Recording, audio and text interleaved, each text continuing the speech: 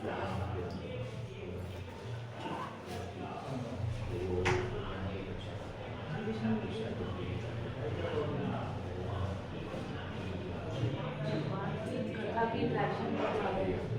भगवान की कथा के डायरेक्शन ऊपर से भागवत के डायरेक्शन बहुत ज्यादा है। बस सेवा ही ऐसी होती है, आज है बस हो जाते हैं।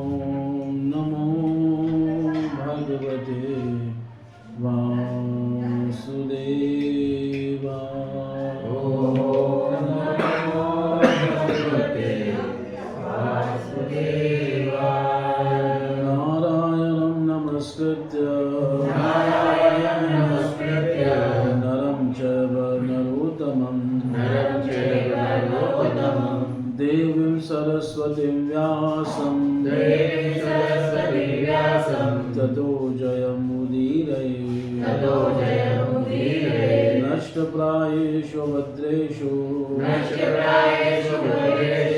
नित्यं भागवत सेवया भगवतीरुत्तम श्लोके भक्तिर्भवति नष्टकी। ओम अज्ञानातिमिरान्धस्य ज्ञानाञ्जनशलाकया चक्षुरुन्मीलितं येन तस्मै श्रीगुरुवे नमः। श्रीचैतन्यमनोभीष्टं स्थापितं येन भूतले स्वयं रूपा कदा मह्यं ददाति स्वपदान्तिकं। वन्देऽहं श्रीगुरु श्रीयुतपदकमलं श्रीगुरुवैष्णवांश श्रीरूपं साग्रजातं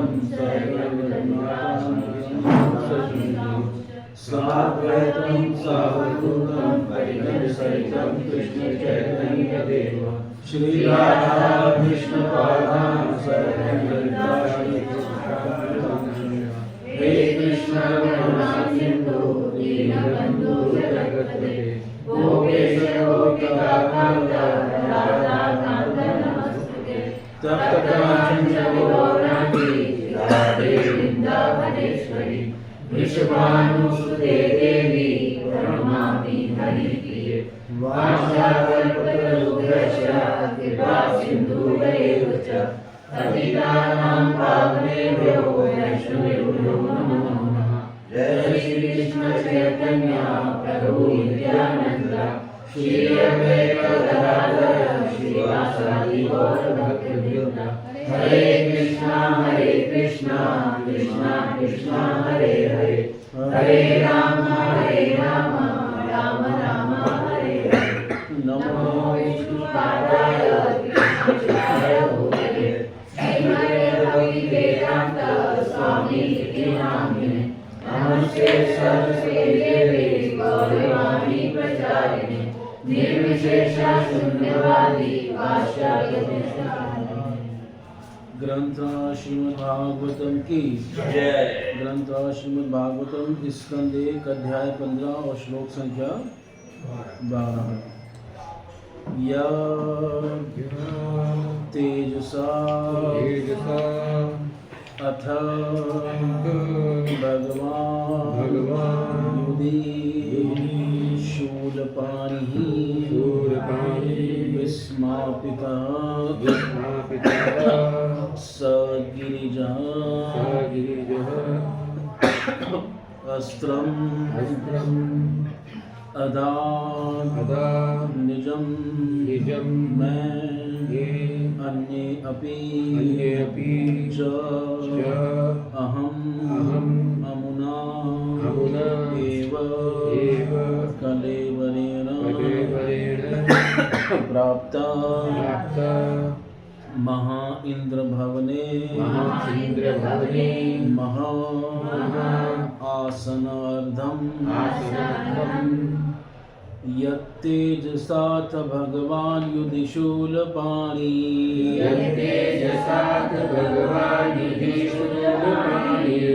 विस्मापितः स गिरिजोस्त्रं मदान्निजं मे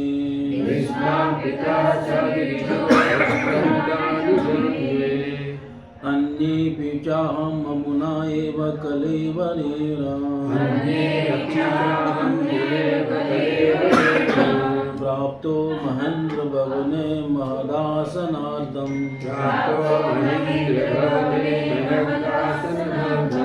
यत्तेजसाथ भगवान युधिशूलपाणि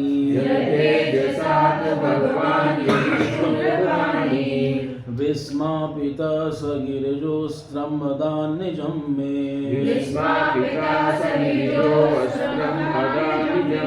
अन्येऽपि चाहम् अमुनेन विकलेवरेण प्राप्तो महेन्द्र भवने महदासनार्थम्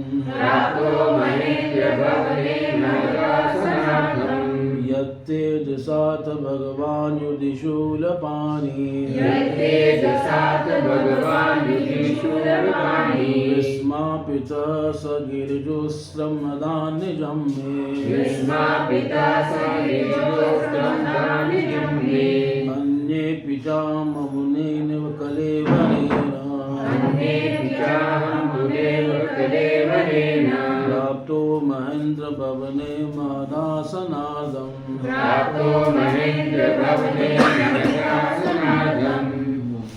यत्तेजसाथ भगवान युधिशूलपाणि विस्मापिता स गिरिजो वस्त्रं दानिजं मे अन्ये अपि चाहं मुने कलेवरेण प्राप्तो महेन्द्र भवने महदासनार्थम्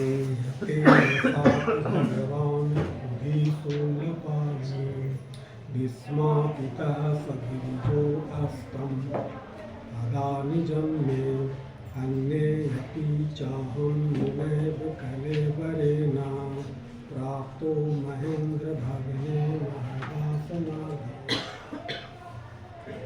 यत्तेजसाथ भगवान युधिशूलपाणि विस्मापितः स गिरिजो अस्त्रं मदान्निजं मे अन्येऽपि चाहं मुनैव कलेवरेण प्राप्तो महेन्द्र भवने महदासनार्थम् यत्तेजसाथ भगवान युधिशूलपाणि विस्मापितः स गिरिजो अस्त्रं मदान्निजं मे अन्ये अपि चाहं मुनैव कलेवरेण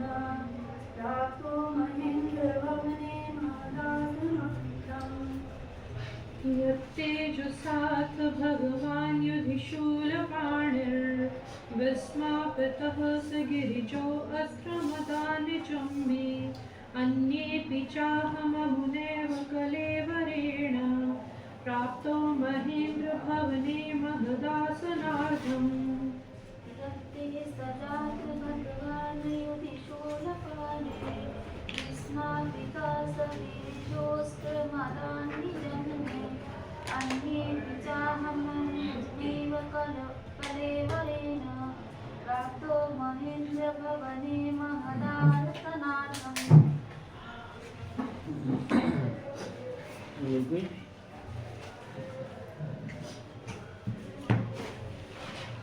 तो उसका शब्दार्थ, अनुवाद और तात्पर्य जगत गुरु श्रील प्रभुपाद महाराज जी के द्वारा श्रील प्रभुपाद महाराज जी की जय।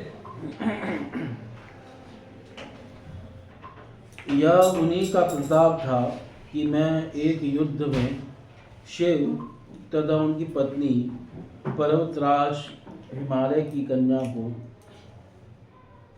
आश्चर्यचकित करने में समर्थ हुआ।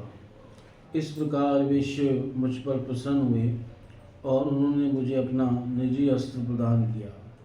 अन्य देवताओं ने भी मुझे अपने अपने अस्त्र भेंट किए और इसके अतिरिक्त मैं इसी वर्तमान शरीर से स्वर्गलोक पहुँच सका, जहाँ मुझे आधे ऊंचे आसन पर बैठने दिया गया।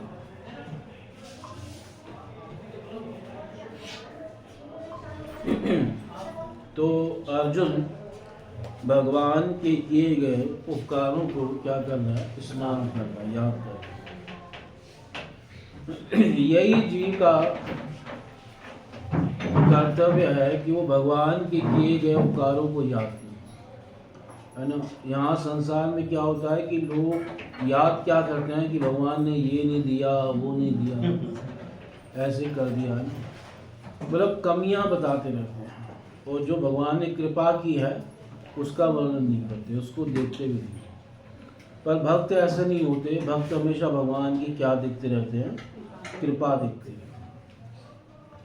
तो एक और घटना को याद कर रहा है, कह रहा है अर्जुन, यत् तेजसा यस्य तेजसा, जिनके तेज से यानी जिनके प्रभाव से युधि युद्ध में, युधि सप्तमी में है यानी युद्ध में, भगवान शूलपाणी, जो भगवान शूलपाणी हैं, शूलपाणी जिनके हाथों में शूल है, यानी कौन से भगवान? शिव जी। शिव जी के हाथों में ही त्रिशूल है।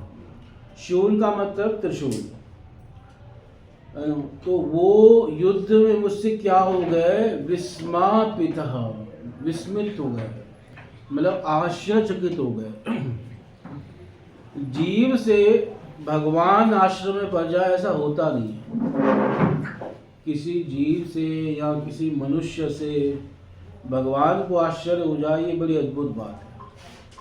क्योंकि शिव जी भगवान हैं, ब्रह्म हैं साक्षात, और वो अर्जुन से क्या हो गए? आश्चर्यचकित हो गए। तो ये बड़े आश्चर्य की बात है। इसलिए वो अर्जुन कह रहा है विस्मापिता। और सगिरिजो, सगिरिजा, सगिरिजा मतलब पार्वती। पार्वती का नाम है गिरिजा। गिरि मतलब हिमालय पर्वत, और उनसे उत्पन्न होने वाली। और विस्मित हुए, और विस्मित का साथ साथ प्रसन्न भी हुए। और प्रसन्न होकर उन्होंने क्या किया? निजम अस्त्रम मैं अदात, निज अस्त्र, अपना निज पाशुपात अस्त्र मुझे क्या दिया? प्रदान किया। उस अस्त्र को भगवान शिव के सिवा कोई धारण नहीं कर सकता था, पर भगवान शिव ने न केवल अस्त्र दिया अपितु धारण करने की क्या दी? शक्ति भी दी। इसमें भाव है अस्त्रम अधान निजम में। ये कथा आती है महाभारत में वन पर्व में। वन पर्व में ये कथा आती है कि एक बार अर्जुन जो है एक पर्वत पे तपस्या कर रहा था, तो कई ऋषि मुनि गए भगवान शिव के पास, अर्जुन की तपस्या की प्रशंसा करने लगे, कठोर तपस्या कर रहा। तो भगवान शिव ने कहा मैं जाऊंगा, उसके ऊपर कृपा करूंगा। तो भगवान शिव आए एक किरात के वेश में, किरात का मतलब एक शिकारी के वेश में आए और साथ में माता पार्वती और अन्य स्त्रियों को भी साथ में लेके आए। तो हुआ क्या, उसी वन में एक असुर था जो सूकर के रूप में था, सुअर के रूप में, मूक नाम का असुर, और वो अर्जुन को मारना चाहता था। बहुत विशाल रूप था उसका। तो अर्जुन ने अपना गांडी उठाया और उसके ऊपर बाण चलाने के लिए लक्ष्य बनाया। तो इतनी देर में अर्जुन क्या देखता है, वो जो किरात था वो उसने भी बाण उसी के ऊपर निशाना किया हुआ था। किसके ऊपर?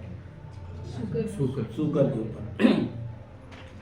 तो वो भगवान शिव कहते हैं किरात के रूप में कि मैं इस पे लक्ष्य बना चुका हूँ और ये मेरा शिकार है, तुम इसको बाण नहीं मार सकते। अर्जुन ने कहा नहीं, आपसे पहले मैंने इसको लक्ष्य बना लिया, बाण तो मैं ही मारूंगा, ये मुझे मारने आया था, है ना। दोनों वो कह रहा है नहीं, बाण मैं मारूंगा, और अर्जुन क्या कह रहा है, बाण मैं मारूंगा। अर्जुन ने कहा मेरे रहते किसी की हिम्मत नहीं कि कोई बाण चला सके, बाण तो मैं ही चलाऊंगा। और अर्जुन ने बाण चला दिया और भगवान शिव ने भी चला दिया, और दोनों बाण उस असुर को एक साथ लगे। अब सोचो उस असुर की क्या दशा हुई होगी जिसके ऊपर शिव का बाण लगे और अर्जुन का बाण लगे। तो असुर ने तो प्राण त्याग किया।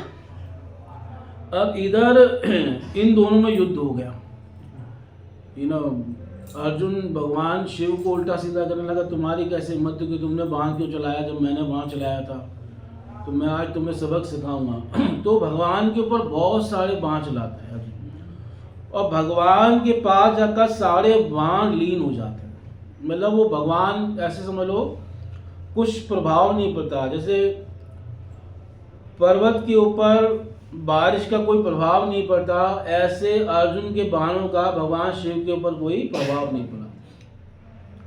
इधर भगवान शिव भी बाण चला रहे हैं और अर्जुन भी उनको क्या कर रहा है, सहन कर रहा है।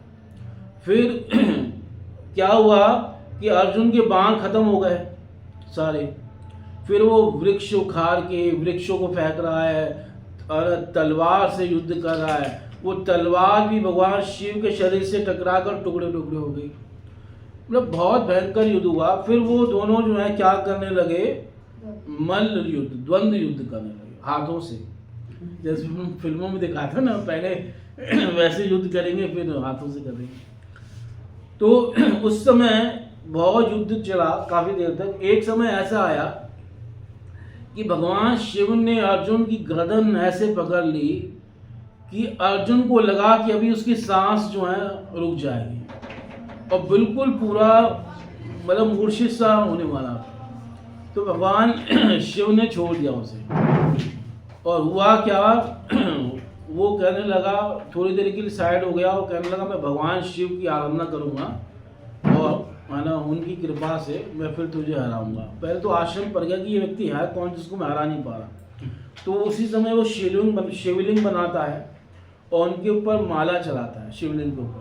और जो माला वो शिवलिंग पे चलाता है वो किसके पास देखता है, शिव जी के गले में पड़ी है, किरात के गले में।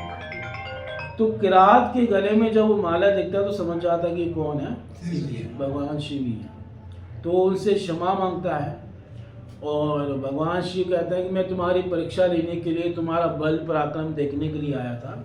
और भगवान उसके बल पराक्रम वीरे को देख के बड़े विस्मित होते हैं और फिर प्रसन्न होकर भगवान उससे अपना क्या देते हैं, पाशुपात अस्त्र देते हैं और कहते हैं कि इसका सामना कोई नहीं कर पाएगा इस अस्त्र का, जब तुम इसका प्रयोग करोगे। तो इस प्रकार से भगवान शिव उसको अस्त्र प्रदान करते हैं। तो ये वर्णन है महाभारत के अंदर। इसी का वो जो है वर्णन कर रहा है कि मैंने इसी शरीर से मतलब मैंने भगवान शिव को क्या कर दिया, विस्मित कर दिया। उन्होंने मुझे अपना क्या अस्त्र प्रदान किया, अस्त्रम अदान निजम में। तो इसी लीला को याद करा। और ये किसकी कृपा से हुआ ये सब कार्य, भगवान कृष्ण की कृपा से। उस समय भगवान शिव के साथ माता पार्वती भी थी, उन्होंने भी अर्जुन के ऊपर कृपा की और उनको अपने दिव्यास्त्र जो उन्होंने प्रदान किए। तो इस प्रकार भगवान शिव अर्जुन के ऊपर प्रसन्न हुए और उनकी कृपा अर्जुन को क्या हुई, प्राप्त हो गई। आगे एक कथा और कह रहा है अन्येपि का मतलब है न केवल भगवान शिव ने अपितु और जो देवता हैं, जो लोकपाल है, सबने मुझे अपने अपने अस्त्र प्रदान किए और सबने अर्जुन को दिए थे। एवं जो हैं इंद्र ने दिए अपने अस्त्र, है ना, सभी देव प्रमुख जो लोकपाल है, वरुण ने दिए, सब ने अपने अपने दिव्यास्त्र अर्जुन को प्रदान किए थे। और अहम अमुना एव कलेवरेण, इसी शरीर से मैं स्वर्ग चला गया।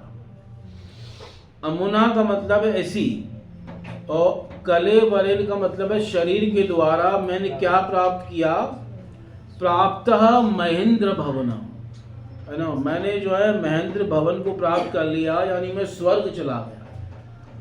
और न केवल स्वर्ग गया अपितु महद आसन अर्धम, वहां स्वर्ग में मैंने इंद्र के समान आसन को प्राप्त किया। जैसे इंद्र ऊंचे आसन पर बैठते थे, ऐसे ही किसको बिठाया गया, अर्जुन को भी, अथवा एक ही आसन पे बैठे दोनों, इसलिए महद आसन अर्धम, दोनों किस पे बैठे, एक आसन पे बैठे। इसका हाँ आधा लिखा है कि जैसे इंद्र ने मुझे यानी अपने ही आसन पे बिठाया, कि ऐसे नहीं चलो भाई थोड़ा नीचे बैठो, तुम लोग जो हैं मनुष्य कैटेगरी के मनुष्य हो, हमारे देवताओं के बराबर नहीं बैठ सकते, है ना, नीचे बैठो, ठीक है, ऐसे नहीं किया। उन्होंने जो है अपने आसन पे बिठाया। वरना स्वर्ग में ऊंच नीच है, जैसे अगर कोई मनुष्य यहाँ से चला जाए पृथ्वी से स्वर्ग, तो उसको सेम वो नहीं मिलेगा कि जैसे वो वहाँ के अधिकारी देवता हैं, थोड़ा मतलब भेदभाव तो होगा ही वहाँ पे भी, हाँ, इस प्रकार से इसके अंदर राजनीति हो भी है। देखो भगवान के धाम जब तक नहीं जाओगे ना, तब तक हर जगह कुछ ना कुछ बीमारी है, तभी तो भगवान के धाम जाने की बात कर रहे हैं। वहाँ नहीं, वहाँ ये भाव ही नहीं है ना उस नीच का। बाकी ये संसार में कहीं भी चले जाओ, ये स्वर्ग चले जाओ या कहीं भी चले जाओ, कहीं ना लोक में भी नहीं नहीं, वैकुंठ भगवान का धाम है ना, जो भगवान का धाम है वहाँ ये सब बीमारियाँ नहीं है। भगवान तो अपने भक्तों को जो ऐश्वर्य भगवान के पास है, जो भोग भगवान के पास है, वही भगवान अपने भक्तों को दे देते, कुछ कमी नहीं रखते कि चलो तुम्हें थोड़ा कम दे रहा हूँ, ऐसा नहीं है। सेम बिल्कुल वही भोग, वही ऐश्वर्य, वही सुख सब भगवान सेम दे देते हैं। तो प्राप्तो महेंद्र भवने महद आसनार्थम। देखो एक संसार में समानता हो भी नहीं सकती, और समानता होना भी एक प्रकार से गलत ही है। अगर संसार की हम बात करें तो यहाँ पे जैसे लोग कहते हैं ना, कई जो हैं लिबरल्स वामपंथी लोग समानता की बात करते हैं, पर समानता में एक दिक्कत है कि भाई कई बार लोग कहते हैं शैंपेन का गिलास हाथ में लेकर कि बहुत भेदभाव है, समानता नहीं है, ये है वो है। अब एक्चुअल में अब जो है, अब धन को ही ले लो, अब कोई कहे कि भाई सब जितना धन है सब में बराबर बांट दो, सबको बराबर दो, तो ऐसा नहीं हो सकता। क्यों नहीं हो सकता? क्योंकि धन जो है ना, ये जो जिन लोगों के पास आ जाए, ऐसा नहीं कि उन्होंने मेहनत से कमाया, उन्होंने कमाया है। धन कोई कैसे कमाता है? जब कोई रिस्क लेता है ना, उसने कोई रिस्क लिया, उसने क्या किया, धन कमाया। जैसे कोई बिजनेस करेगा तो उसका धन जो है पूरा दाव पे लगा हुआ है कि नहीं लगा हुआ, तो रिस्क ले रहा है ना वो। तो अब कोई सोचे कि जो धन है उस पर सबका अधिकार हो जाए, किसी ने कोई जो है जोखिम लिया नहीं है, तो ऐसे कैसे सबका अधिकार हो जाएगा, है ना। तो अगर कोई कमा रहा है तो उसका उतना वो भी है, उसका पूरा धन जा भी सकता है बिजनेस में। तो इसलिए समानता नहीं भी हो सकती, कई चीज़ों में नहीं हो सकती, है ना। अगर किसी को चाहिए तो वो भी वैसा ही कार्य करे, है ना, तब उसको भी धन मिलेगा। क्योंकि वो लोग समझते हैं कि धन मेहनत का फल है, मेहनत का फल नहीं है धन, मेहनत तो बहुत लोग करते हैं। तो इस प्रकार से वहाँ पे मुझे इंद्र का आसन मिला, इस प्रकार से कह रहा है। और वहाँ पे मैं जो है स्वर्ग गया, और इसमें विशेष शब्द है अमुना एव कलेवरेण, कि इसी शरीर से गया, इसका मतलब है कि अर्जुन ने शरीर नहीं छोड़ा। और ये भी एक बड़ी विशेष बात है कि शरीर कहाँ चला गया? स्वर्ग चला गया। अमुना एवं कलेवर प्राप्तो महेंद्र भवने। तो उसका तात्पर्य सुनिए, फिर अगले श्लोक पे चलेंगे।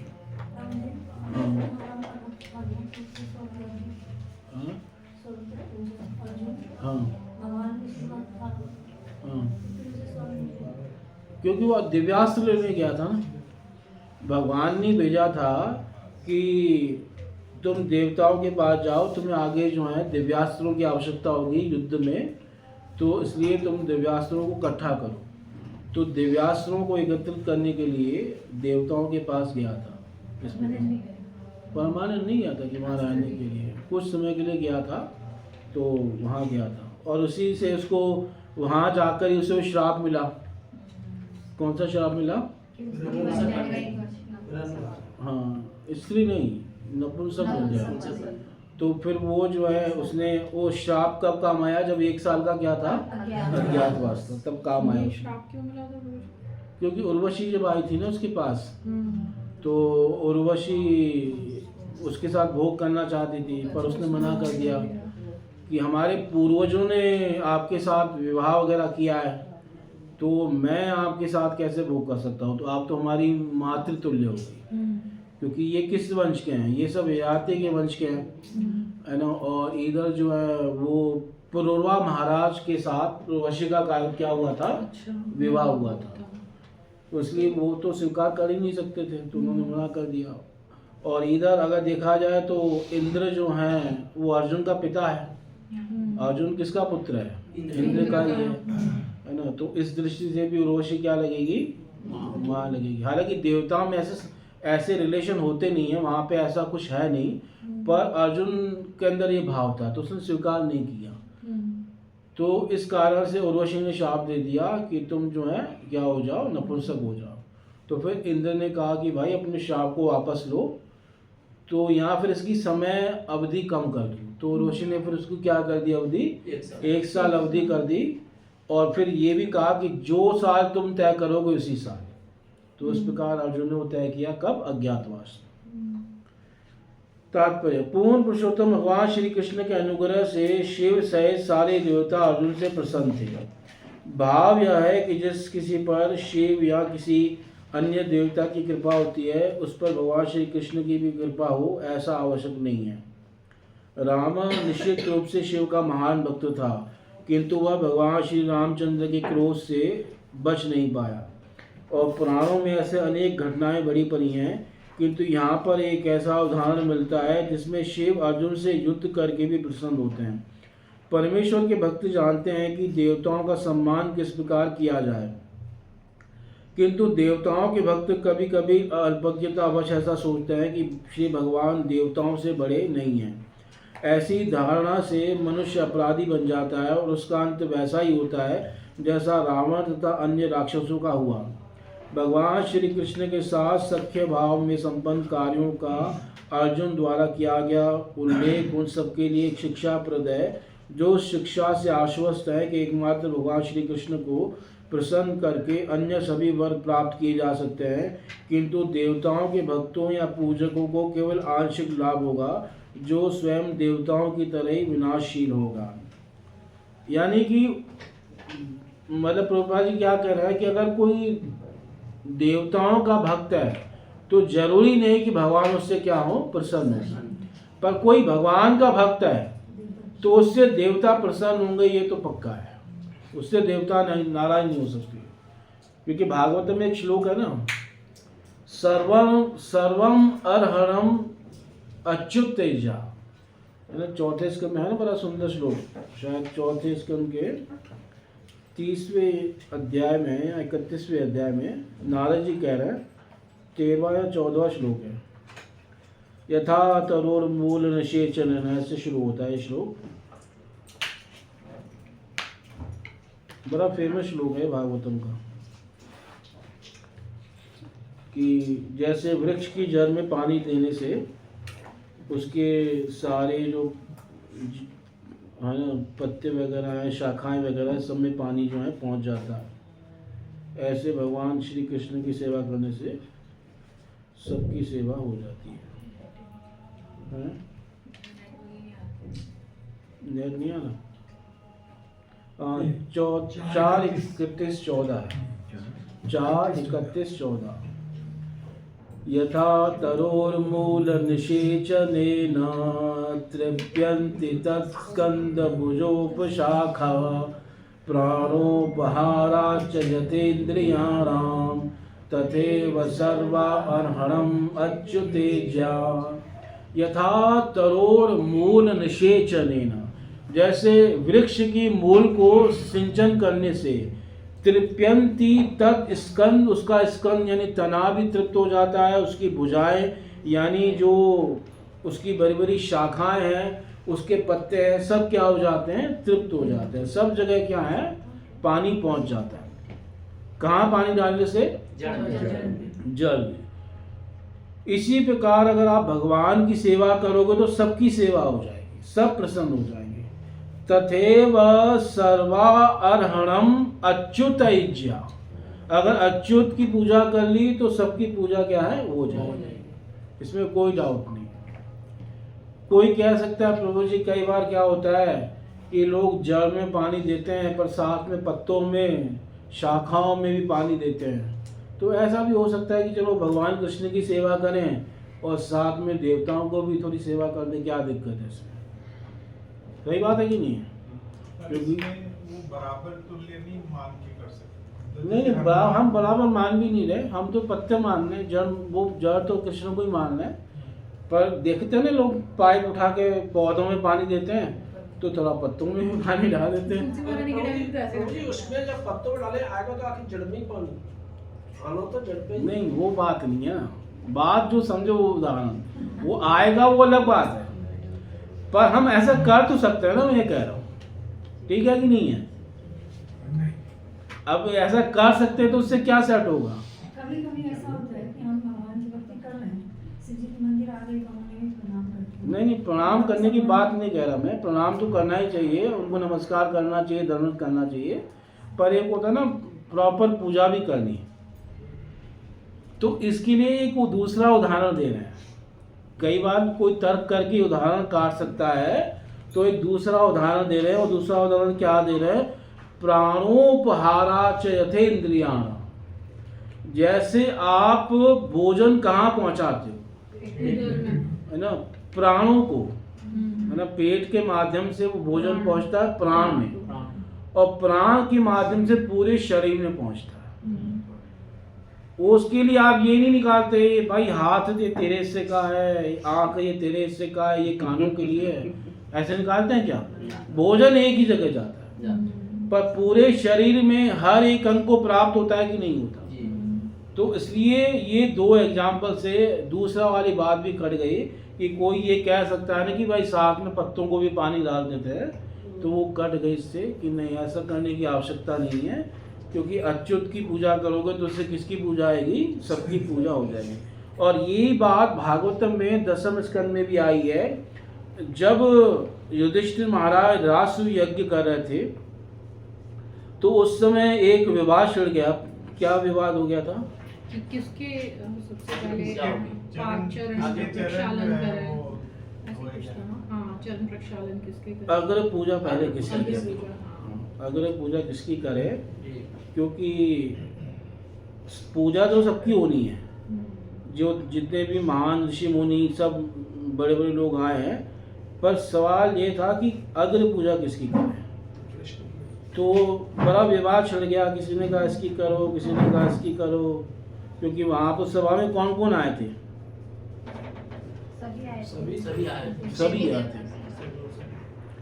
इवन वहाँ पे जो है ब्रह्मा जी शिव जी भी आए थे, है ना, भागवत में वर्णन है, 4 कुमार आए थे, वो वेद व्यास वगैरह सारे ऋषि आए थे, और जो हैं नारद आदि भी आए थे, बड़े बड़े ऋषि सब वहाँ पे एकत्रित थे, भीष्म पितामह ये सब वहाँ पे आए थे। तो वहाँ सहदेव कहते हैं, जब ये सब लोग विवाद करते हैं ना कि किसकी पूजा करें किसकी न करें, तो उस समय जो है सहदेव वहाँ पे बड़ी सुंदर बात बोलते हैं।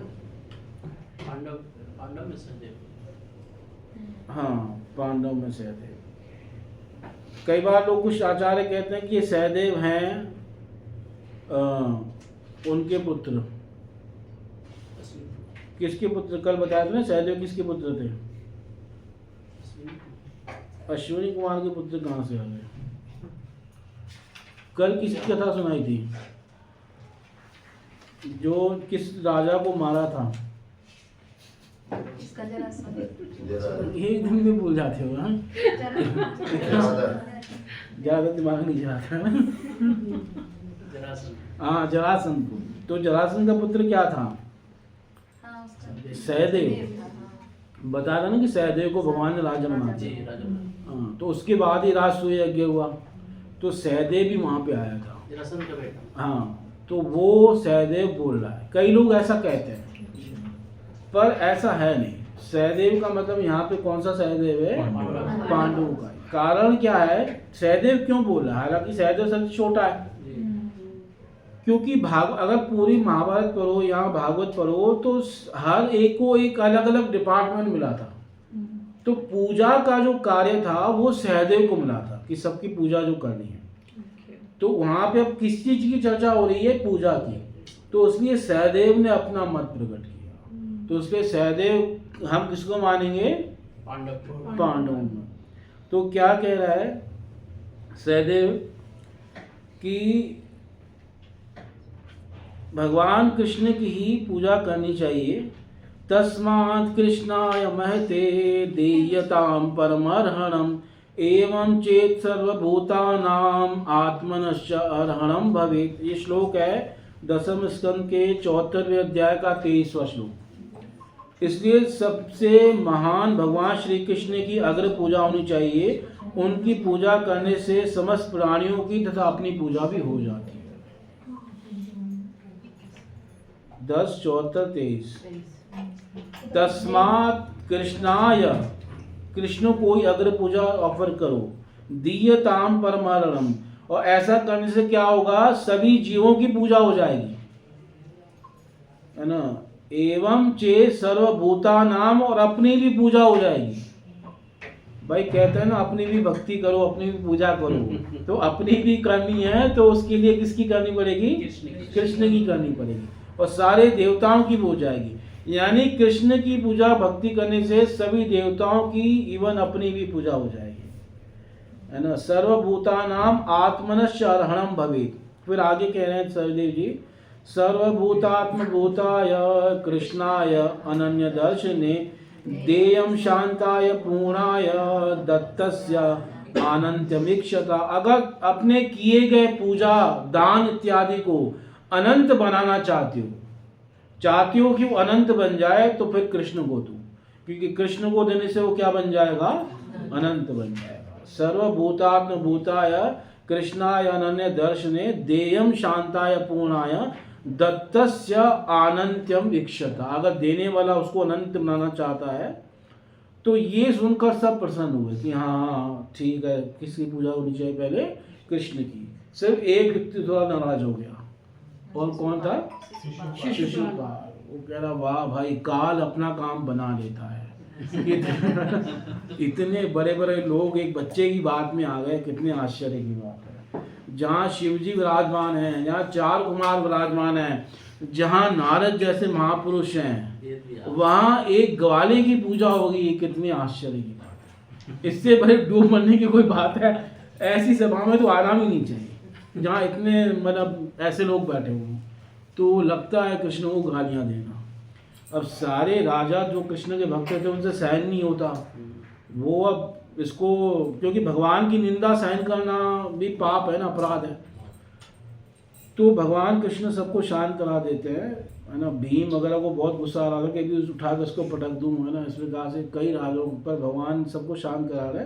और जब सहदेव के 100 अपराध हो गए तो तुरंत भगवान शिशुपाल के 100 अपराध पूरे हो गए, तो भगवान ने चक्र उठाया और उसकी गर्दन क्या कर दी? काट दी। और उसी समय क्या हुआ? उसके शरीर से एक दिव्य तेज निकला, जो देखते ही देखते भगवान श्री कृष्ण में क्या हो गया? समा गया। तो उस प्रकार से सहदेव ने भी ये बात कही कि भगवान कृष्ण की पूजा करने से सबकी पूजा हो जाती है, और ये बात भागवत में कई जगह कही गई है। ये दिव्य तेज जो है उसकी आत्मा, ये वो दिखाया गया कि उसका उद्धार हो गया, क्योंकि वो भगवान का पार्षद ही था जो 3 जन्मों के लिए आया था, तो उद्धार हो गया, ये दिखाया गया। और सबने देखा भी, और इसलिए युधिष्ठिर जी प्रश्न करते हैं नारद जी से, और तब नारद जी उनको ये बताते हैं इसका कारण, और तभी ये प्रसंग में फिर वो नारद जी उनको प्रहलाद महाराज की कथा सुनाते हैं, जो कि कथा 7वें स्कंद में आएगी आगे चल के। तो आप सुनिए आगे। इस श्लोक की दूसरी महत्ता यह है कि भगवान श्री कृष्ण की कृपा से अर्जुन इसी शरीर से स्वर्ग लोक पहुंच सके, जहां स्वर्ग के देवता इंद्रदेव ने अर्ध ऊंचे सिंहासन पर अपने साथ बिठाकर उन्हें सम्मानित किया। कोई मनुष्य पुण्य कर्मों से स्वर्ग लोक तो पहुंच सकता है, जैसा कि सकाम कर्मों की श्रेणी में शास्त्रों का भी मत है, जैसा कि श्रीमद् भगवद गीता 9:21 में कहा गया है। जब ऐसे पुण्य कर्मों का फल क्षीण हो जाता है तो भोक्ता को पुनः पृथ्वी लोक पर ला गिराया जाता है। चंद्रमा भी स्वर्गीय ग्रहों के समान स्तर पर है, और जिन लोगों ने यज्ञ संपन्न करके दान देकर तथा कठोर तपस्या करके पुण्य अर्जित किए हैं, उन्हें ही शरीर की आयु पूरी होने के पश्चात स्वर्ग लोक में प्रविष्ट होने दिया जाएगा। अर्जुन को उसी शरीर से स्वर्ग में प्रविष्ट होने दिया गया, जो केवल भगवत कृपा का प्रसाद था, अन्यथा ऐसा होना संभव नहीं है। आधुनिक विज्ञानियों द्वारा स्वर्गलोक में प्रवेश करने के सभी प्रयास व्यर्थ सिद्ध होंगे, क्योंकि ऐसे विज्ञानी अर्जुन के समान स्पर्ध नहीं हैं। वे तो सामान्य मनुष्य हैं जो यज्ञ दान तथा तप की निधि से हीन है। यह भौतिक शरीर प्रकृति के 3 गुणों सत्वगुण रजोगुण तथा तमोगुण से प्रभावित होता रहता है। आधुनिक प्रजा न्यूनाधिक रूप से रजोगुण तथा तमोगुण से प्रभावित है, और इस प्रभाव के लक्षण उन्हें कि अत्यंत कामुक तथा लोभी होने से प्रकट होते हैं। ऐसे पतित मनुष्य मुश्किल से स्वर्गलोक पहुंच सकते हैं। स्वर्गलोक के ऊपर भी अनेकानेक लोक हैं, जहाँ केवल सतोगुणी जीव पहुंच सकता है। इस ब्रह्मांड में स्वर्ग तथा अन्य लोकों के निवासी अत्यंत बुद्धिमान होते हैं, मनुष्यों से कई गुना अधिक, और वे एक से बढ़कर एक सतोगुणी होते हैं। वे सब श्री भगवान के भक्त होते हैं, और यद्यपि उनका सत्वगुण विशुद्ध नहीं होता तो भी वे देवता कहलाते हैं, जिनमें इस भौतिक जगत में संभव अधिकतम मात्रा में सद्गुण पाए जाते हैं। स्वर्गलोक से ऊपर भी 4 लोक हैं, महरलोक, जनलोक, तपोलोक, सत्यलोक, और वे त्रिलोक से बाहर कहे जाते हैं। त्रिलोक जब आता है ना, तो त्रिलोक कहाँ तक है? स्वर्ग तक, यानी 7 नीचे के पाताल, 8वीं पृथ्वी, 9वां अंतरिक्ष और 10वां सब, ये त्रिलोक है। ओम स्वर्ग, ओम भूर्भुवः स्वः, भूलोक में हो गए पृथ्वी और नीचे उसके 7 पाताल, तो 8 लोक हो गए, और भुवर लोक में हो गया अंतरिक्ष, और स्व का मतलब स्वर्ग लोक, तो ये 10 लोक त्रिलोक हैं। और जो बाकी के 4 लोक हैं वो त्रिलोक के बाहर हैं, वहाँ सिर्फ कौन जा सकता है? जो सन्यासी हैं, तपस्वी हैं, ज्ञानी हैं, वो जा सकते हैं। और स्वर्ग में भी फिर जाएंगे तो वहाँ से क्या पुण्य खत्म होंगे तो वापस कहाँ आना पड़ेगा? क्षीणे पुण्य मर्त्यलोकम विशंति। मतलब स्वर्ग जाना तो ऐसे है जैसे किसी को ना इंडिया से, और फिर जब सब पैसे खत्म हो जाएंगे तो वापस, मतलब जैसे ना वो कपड़े धोते हैं ना, तो कपड़े ऊपर उठाते हैं और नीचे पटकते हैं, तो वो ऊपर उठाना ऐसे नीचे पटकने जैसा है। मतलब मैं ये एग्जांपल दे रहा हूँ, मतलब वहाँ वो गिरने के लिए उठाया जा रहा है ना, नीचे पटकने के लिए क्या है? उठाया जा रहा है, और वापस वहीं आ जाना है। बहुत सारे हुए हैं ना, चेंज होते हैं, उसमें कई इंद्र हैं जो भक्त होते हैं, तो फिर वहाँ कुछ मतलब कुछ परसेंटेज है जो स्वर्ग से भी, हाँ है ऐसा नहीं। मैं ये बात कर रहा हूँ जो यहाँ से जाते हैं। कई बार लोग कहते हैं ना स्वर्गवासी हो गए, हमारे पिताजी स्वर्गवासी है ना। अरे वो स्वर्ग का मतलब और नीचे गिरेंगे, अब वहाँ से गिरेंगे। मतलब जो बड़े मूर्ख होते हैं ना वो स्वर्ग जाते हैं, मतलब कहना चाहते हैं हमारे पिताजी बड़े मूर्ख थे, वो स्वर्ग में चले गए है ना। अब ये कोई नहीं कहता कि वैकुंठवासी हो गए या गोलोकवासी हो गए, क्या कहते हैं? स्वर्गवासी हो गए। अब पता नहीं हुए कि नहीं हुए, पता नहीं पिताजी कहीं नरक में बैठे हो है ना, कुछ कह नहीं सकते, है ना। मतलब वो कहते हैं ना पंजाबी में, जितने दी खोती उत्या खल होती है ना। वो जहाँ की मतलब होते पागल, वो वहीं आके आ जाता है। मतलब स्वर्ग जाना ऐसे ही है कि जहाँ से चले थे, वो जो कोलू का बेल होता है ना, बहुत चलता है और जाता कहाँ है, दिन भर चलता रहता है, वहीं घूम रहा है, कहीं नहीं जा रहा, है ना। जैसे वो नाव थी ना, वो उसका वो जो रस्सी थी वो खोली नहीं, और रात भर चप्पू चलाता रहा, अब पहुंचे कहाँ, कहीं नहीं पहुंचे। तो वही स्थिति है स्वर्ग की, वो जाएंगे कहीं नहीं, वो वापस कहाँ आएंगे, नीचे ही आएंगे। तो इस प्रकार से प्रभुपाद जी कह रहे हैं कि स्वर्ग जाना भी ऐसे ही है। प्रभु जी, जो आपने 4 लोग बताया, इसमें भी वापस आ जाते हैं? हाँ, इसमें भी वापस आ जाते हैं, पर इसमें ये चांस है कि यहाँ आयु लंबी होती है। और आयु लंबी होने का मतलब ये ब्रह्मा के, मतलब 1 दिन तक तो ये रहते हैं ब्रह्मा के, और कई लोग तो पूरे ब्रह्मा के जीवन तक भी रहते हैं।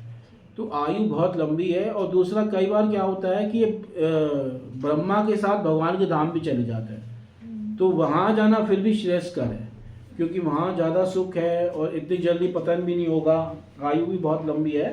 और कई बार वहाँ से जिनको क्रम मुक्ति प्राप्त हुई है, तो वो ब्रह्मा के साथ कहाँ चले जाएंगे, भगवान के धाम में भी चले जाएंगे। पर हर कोई नहीं जाएगा, जिनको क्रम मुक्ति प्राप्त है वही जाएंगे। आगे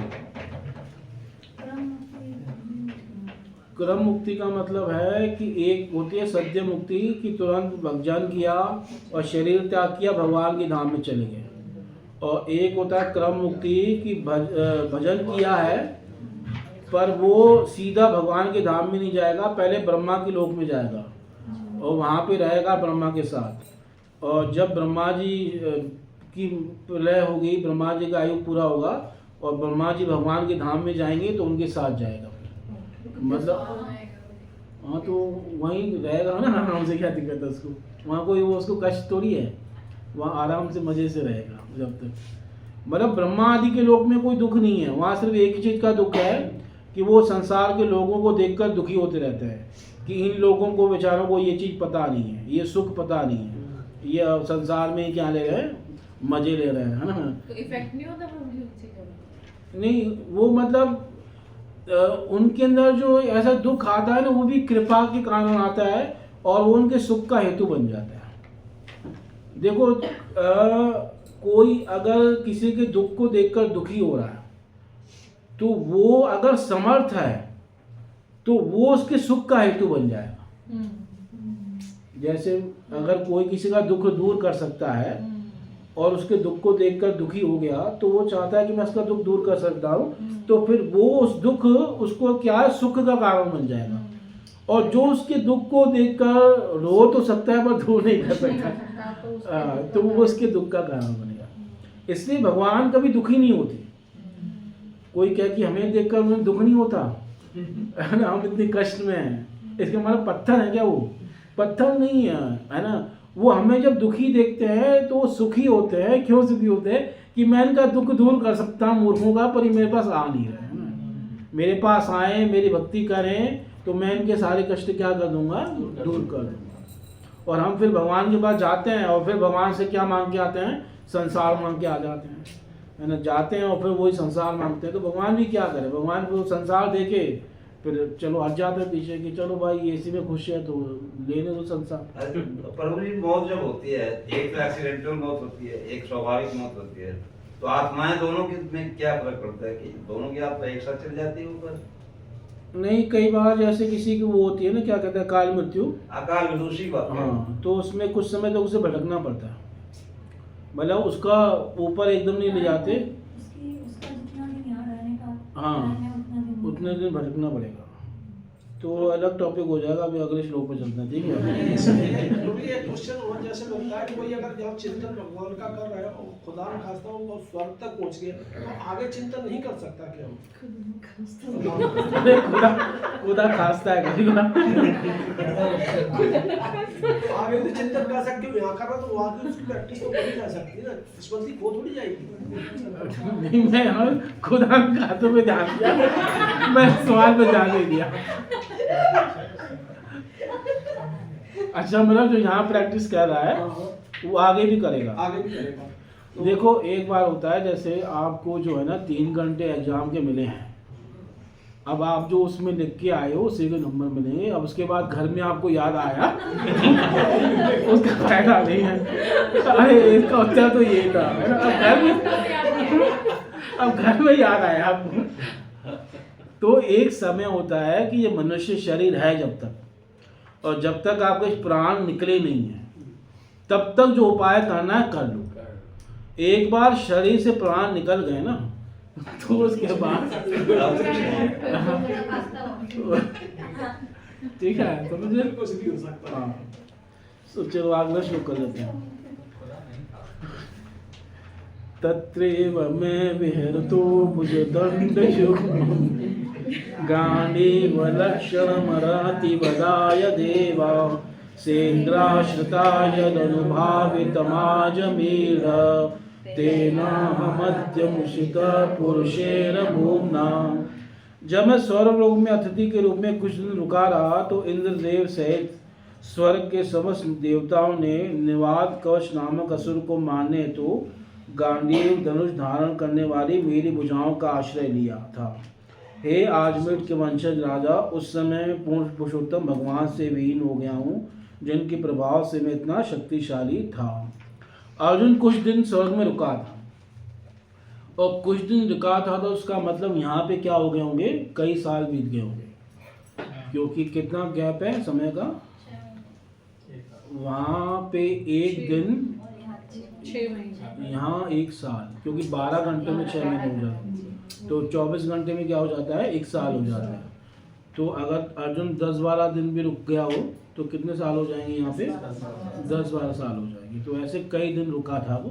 तो यहाँ उसके भाई बड़ा विरह में थे, दुखी थे, याद कर रहे थे। अब अर्जुन को तो पता नहीं चल रहा था, अर्जुन का टाइम अलग स्तर पे जा रहा है और यहाँ का टाइम अलग स्तर पे जा रहा है। और अर्जुन जब गया अमुनाय व कलेव ने जो पिछले श्लोक में चर्चा की, तो अर्जुन स्वर्ग में गया तो उसकी जो क्या कहते हैं वो, किसी लोक में जो है ना उसी की डायमेंशन में अंदर चला गया, वो पृथ्वी की डायमेंशन से बाहर निकल के गया।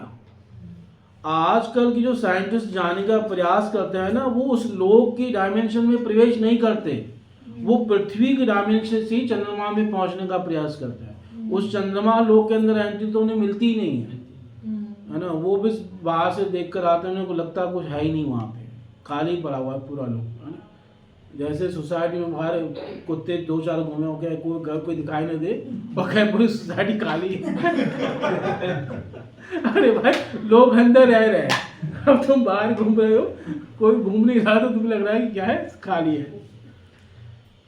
तो कह रहा है अर्जुन तत्रैव, उसी स्वर्ग में, तत्रैव का मतलब वहीं पर, मैं विहरतो, जब मैं विहार कर रहा था तो उस समय मेरी भुजाओं का, जिसमें गांडीव का लक्षण है, लक्षण मतलब चिन्ह है, यानी अर्जुन किसको धारण करता है, गांडीव को।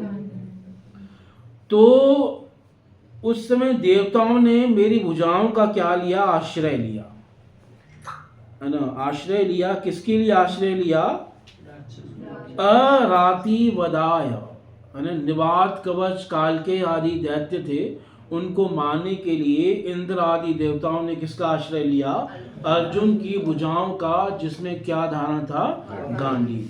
से इंद्राश्रिता, स इंद्रा का मतलब है इंद्र से सारे देवताओं ने मेरा क्या लिया, आश्रय लिया। और ये जिनकी कृपा से हुआ, यद अनुभावितम, यानी देखो भगवान की कृपा हर श्लोक में है, यद तेजसा, है ना, यद अनुभावितम। आजमीढ़, हे आजमीढ़, यानी अजमेर के वंशज, हे आजमीढ़, युधिष्ठिर को कह रहे हैं, तेना मध्यम उषित, उस भगवान ने मुझे आज ठग लिया है ना। मुझे छोड़ के चले गए, वो अकेले अपने लोक में चले गए और मुझे यहीं क्या कर दिया, छोड़ दिया। पुरुषेण भूमना, वो भूमा पुरुष थे और मेरा क्या करके चले गए, त्याग करके चले गए। भूमा का मतलब होता है सर्वव्यापक, वो तो अपने लोक में चले गए पर मुझे क्या कर दिया, यहीं छोड़ दिया। तो देखो उनके प्रभाव से देवता लोग भी मेरा क्या ले रहे हैं, आश्रय ले रहे हैं। मैंने देवताओं की सहायता की और मैंने निवात कवच आदि असुरों का वध किया। ये दैत्य हैं, इनकी कथा आती है महाभारत के अंदर कि ये देवताओं को परेशान करते थे। तो अर्जुन जब वहाँ गया तो अर्जुन ने इन सब दैत्यों का, 60,000 दैत्य थे, कितने? 60,000। और इनका अर्जुन ने क्या कर दिया था? वध कर दिया था। तात्पर्य, स्वर्गलोक के देवता निश्चय अधिक बुद्धिमान, शक्तिमान तथा सुंदर होते हैं, तो भी उन्हें अर्जुन से उनके गांडीव धनुष के कारण सहायता लेनी पड़ी, क्योंकि गांडीव धनुष भगवान श्री कृष्ण की कृपा से शक्ति संपन्न था। श्री भगवान सर्वशक्तिमान है और उनकी कृपा से शुद्ध भक्त उनकी इच्छा के अनुसार शक्तिमान हो सकता है। गांडीव धनुष की बड़ी महिमा है, इसलिए जहाँ गांडीव है वहाँ कभी हार नहीं हो सकती, ऐसा भी प्रभाव है। जो गीता का अंतिम श्लोक है वो कौन सा श्लोक है? यत्र योगेश्वर कृष्णो यत्र पार्थो धनुर्धर तत्र श्री विजयो भूति। हाँ, कि जहाँ पार्थ है धनुर्धर, धनुर्धर का मतलब है जिसने गांडीव को क्या किया हुआ? धारण किया हुआ। तो गांडीव जहाँ होगा वहाँ भी हार नहीं होगी कभी, जिसकी कोई सीमा नहीं होती। किंतु जब भगवान श्री कृष्ण से अपनी शक्ति वापस ले लेते हैं तब वह श्री भगवान की इच्छा से शक्तिविहीन हो जाता है। आगे, यद बांधव कुरुबलाब्धिमनंत पारम एको रतेन ततरे हम अतीर्य सत्वम प्रत्याहृतं बहुधनं च मया परेषां तेजास्पदं मणिमयं च हृतं शिरोभ्यः। कौरवों की सैन्य शक्ति उस समुद्र की तरह थी जिसमें अनेक अजेय प्राणी रहते थे, फल स्वरूप वह दुर्लंघ्य थी, किंतु उनकी मित्रता के कारण मैं रथ पर आरूढ़ होकर उसे पार कर सका। यह उन्हीं की कृपा थी कि मैं गायों को वापस ला सका और बलपूर्वक राजाओं के सभी मुकुट एकत्र कर सका जो समस्त तेज के स्रोत रत्नों से जड़ित थे।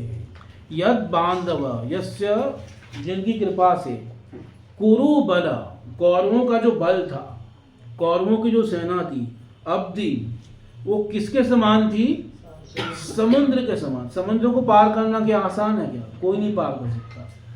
कोई कितना बड़ा स्विमर क्यों ना आ जाए, तैराक क्यों ना आ जाए, पर कोई समुद्र थोड़ी पार कर सकता है बिना जहाज के या बिना नौका के। और नौका भी कैसे होनी चाहिए? मजबूत होनी चाहिए।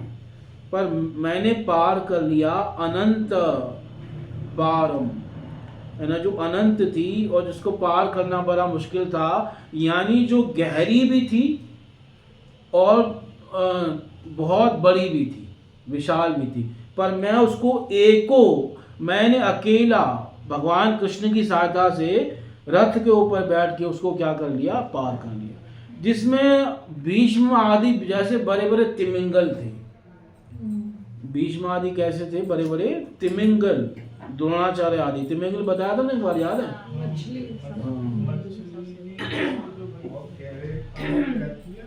जैसे कहते हैं कि पहले ऐसे ऐसे पक्षी होते थे जो हाथी को लेकर उड़ जाते थे। मतलब इतने बड़े बड़े पक्षी होते थे, हाथी को भी क्या ले जाएं? उड़ने वाले डायनासोर, मतलब हाथी को लेके उड़ जाए। तो उनको जो अपनी सांस से नीचे खींच ले, ऐसे पक्षियों को भी उसको तिमी कहते हैं। मत सोचो कितनी बड़ी मछली होगी, हाँ, अपनी सांस से ऐसे पक्षी को भी नीचे खींच ले जो किसको लेके उड़ रहा है? हाथी को। और ऐसी तिमी को जो गले में लेकर घूमे उसको तिमिंगल कहते हैं। समझ रहे? ऐसी तिमी मछली को जो अपने कहाँ लेकर घूमे? गले में। तिमिंगल मतलब जो अपने मुंह में रख के घूमे, कहने का भाव ये है। ऐसे महामत्स्य होते हैं समुद्र के अंदर। तो ऐसे ही थे भीष्म पितामह, ऐसे ही थे द्रोणाचार्य, ऐसे ही ये इतने महान महान योद्धा थे जिन्होंने परशुराम जब को हरा दिया था। ऐसे योद्धाओं के साथ अर्जुन ने युद्ध किया। तो अर्जुन भगवान की सहायता से क्या हो गया? उन सबको हरा पाया और उससे बाहर निकल पाया। उसी को कह रहा है कि एको रथेन तत्तरे अहम अतीर्य सत्वम, है ना, अजय, इनको जो अजय थे उनको मैं हरा पाया। सत्वम माने ऐसे ऐसे योद्धा। और फिर एक समय पहले भी युद्ध हुआ था जब ये थे अज्ञातवास में राजा विराट के यहाँ। तो उनका जो बहुत सारी गायों को ये ले जा रहे थे, ये दुर्योधन आदि, है ना। विराट और उनके पुत्र थे ना उत्तर। तो उत्तर जो आया था, पर वो इतने बड़े बड़े योद्धाओं को देखकर क्या है? डर गया। थर थर कांपने लगा। भीष्म पितामह आ गए, द्रोणाचार्य, कर्ण वगैरह सब आ गए, दुर्योधन आदि, कि मैं इनसे कैसे युद्ध करूंगा। और उस समय अर्जुन क्या बना हुआ था? सारथी बना था, ब्रह्म अल्लाह करो। तो अर्जुन ने उसको उत्साह दिया और फिर अर्जुन ने उनसे युद्ध किया और सबको जो है मोहिनी अस्त्र से मोहित कर दिया और सब मोहित हो गए और सब नीचे गिर पड़े। यानी अकेले पहले भी अर्जुन ने सबको हरा चुका है, भीष्म पितामह को, कर्ण को, द्रोणाचार्य को, इन सबको हरा चुका है। और सब जब मूर्छित होकर गिर पड़े हैं तो उनके पास जो मणियां थी, जो मुकुट थे, वो सब अर्जुन ने क्या कर लिए? ले लिए। और गायों को क्या ले आया? वापस ले आया, है ना। तब थोड़ा सबको डाउट हुआ कि कौन व्यक्ति है जो उन सबको हरा के चला गया, क्योंकि पता नहीं था किसी को कि अर्जुन है ना। तो तब लोगों को डाउट होने लगा। प्रत्याहृतम बहुधनम च मया परेशान, मैं उन सबका धन ले आया। तेजास्पदम मणिमयम च हृतम शिरोभ्य, उनकी शिरों से मणियां, उनकी पगड़ियां, उनके मुकुट सब अर्जुन ने क्या कर लिए? छीन लिए, क्योंकि सबको एक ऐसा अस्त्र मारा कि सब बेहोश हो गए, गिर पड़े। तात्पर्य, कौरवों के पक्ष में भीष्मदेव, द्रोण, कृप तथा कर्ण जैसे बड़े बड़े सेनानायक थे और उनकी सैन्य शक्ति विशाल समुद्र के समान दुर्लंघ्य थी। फिर भी यह भगवान श्री कृष्ण की कृपा थे कि अर्जुन ने अकेली रथ पर बैठकर उन सबको एक एक करके सरलता से समाप्त कर दिया। दूसरे पक्ष के सेनापतियों में अनेक परिवर्तन हुए, किंतु पांडवों की ओर से भगवान श्री कृष्ण द्वारा चालित रथ पर आरूढ़ अर्जुन अकेले इस महायुद्ध का भार संभालते रहे। इस प्रकार जब पांडव विराट के महल में अज्ञातवास कर रहे थे, तब कौरवों ने राजा विराट से झगड़ा मोल लिया और उनकी बड़ी तादाद में गायें हर ली। जब वे गायें ले जा रहे थे तब अर्जुन ने उनसे अज्ञात वेश में युद्ध किया और गायों के साथ बलपूर्वक लूटी गई संपत्ति तो राजमुकुटों में लगे रत्नों को भी उनसे छीन लिया। अर्जुन स्मरण करने लगे कि यह सब भगवान श्री कृष्ण की कृपा से ही संभव हो सका। जिसको लांघना कठिन है। अब यहाँ पे कई बार पता कौरव क्या कहते थे, भीष्म पितामह वगैरह कहते थे कि भाई ये जब उसने हमें इस युद्ध में हरा दिया, जो कि उसका अपना युद्ध भी नहीं था, तो सोचो जब अपना युद्ध करेगा तब कितना खतरनाक होगा। वो तो किसके लिए लड़ रहा था उस समय? विराट के लिए लड़ रहा था। उसी समय हरा दिया तो भीष्म पितामह कह रहे थे अर्जुन तो हमको वैसे ही हरा देगा जब ये अपना युद्ध करेगा तो। पर दुर्योधन आदि मानते नहीं थे, वो बड़ा अहंकार में था। तो भीष्म पितामह उसको कई बार समझाते रहते थे कि अर्जुन से मत युद्ध करो। तो लेकिन उनको तो पता ही नहीं था कि वो अर्जुन है। नहीं, बाद में पता चल गया था ना, बाद में पता चल गया अर्जुन है, क्योंकि उनको अर्जुन के सिवा कोई हरा ही नहीं सकता था। इन सबको कौन हरा पाएगा, तो उनको पता चल गया। दुर्योधन बोला कि इनका ज्ञातवास भंग हो गया क्योंकि हाँ, और उसने मतलब भंग हुआ नहीं था, हालांकि एक साथ पूरा हो चुका था, पर दुर्योधन को तो मौका चाहिए था ना कोई कि युद्ध न करना पड़े और ऐसे ही वन वन भटकते रहेंगे और राज्य में किसका अधिकार है? मेरा। ठीक है, हरे कृष्ण। ग्रंथ श्रीमद् भागवतम की जगत गुरु श्रील प्रभुपाद महाराज जी की जय। गौर प्रेमानंद। हरे कृष्णा कृष्णा कृष्णा हरे हरे हरे राम राम राम हरे हरे। प्रभु जी की जय।